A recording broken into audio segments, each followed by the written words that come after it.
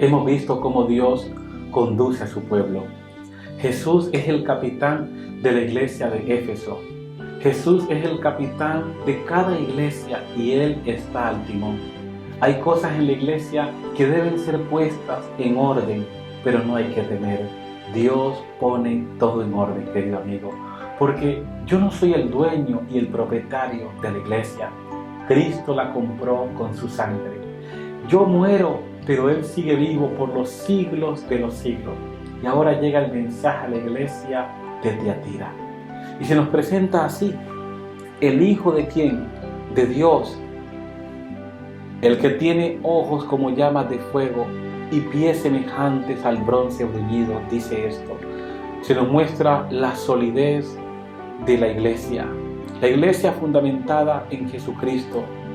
En Tiatira eran inflexibles a la hora de exigir la participación en los ritos de los templos paganos para poder pertenecer a los gremios comerciales. Los dirigentes de la iglesia, denominados aquí Jezabel, animaban a los miembros a transigir con el paganismo. Es decir, muchos líderes, así como Jezabel, aquella que se unió con Acab en matrimonio, una mujer pagana que llevó al pueblo al paganismo, a su estado más bajo, de tal manera que todo Israel adoraba a Baal, pero Dios tenía un pueblo fiel, hombres y mujeres que no habían doblado su rodilla ante Baal. De la misma manera, muchos hermanos dentro de la congregación incitaban a otros creyentes a participar de actos inmorales. Un acto inmoral podría ser, por ejemplo, prostitución, orgías, actos sexuales con mujeres, etc. Adorar al emperador, incienso al emperador y toda una serie de actos que no están de acuerdo a la palabra autorizada de Dios. Pero allí Dios tenía un pueblo fiel. A través de cada iglesia, Dios tiene un remanente, un grupo de personas que aman al Señor y que aman su palabra. Quiero decirte que solo Dios conoce el trigo y la cizaña. Solo Dios sabe quién lo ama y quién no lo ama.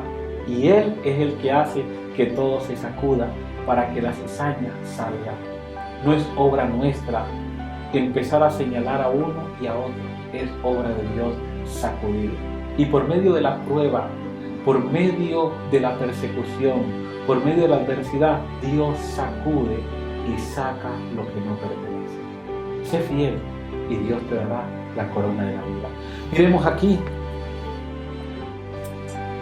Aquí se nos muestra que aunque la plebe ignorante de la Edad Media tenía un gran fervor religioso, los dirigentes de la iglesia pervirtieron completamente la fe.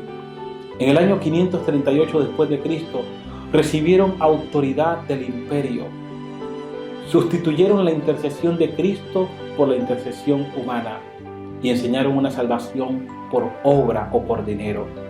Pero hubo unos pocos que buscaron y siguieron la verdad. O sea, se nos muestra ahora el periodo de la historia cuando la iglesia se une con el Estado. Y eso está en la historia. 538, Constantino ya había establecido esa unidad, pero se va a solidificar, se va a volver más fuerte cuando la iglesia tiene el poder político a su mano.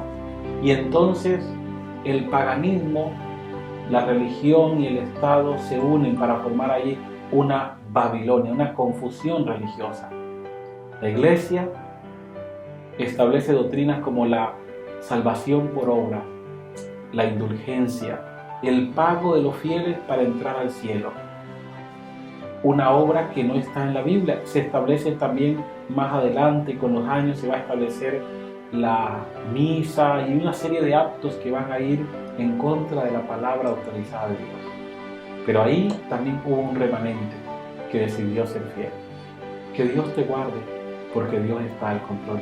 Que el Señor te bendiga y recuerda, Dios es el fundamento seguro. Por eso Él le dice a la iglesia, le dice esto: y pies semejantes al bronce, el fundamento está en Dios, la esperanza emana de Él. Que el Señor te guarde, que Dios te bendiga.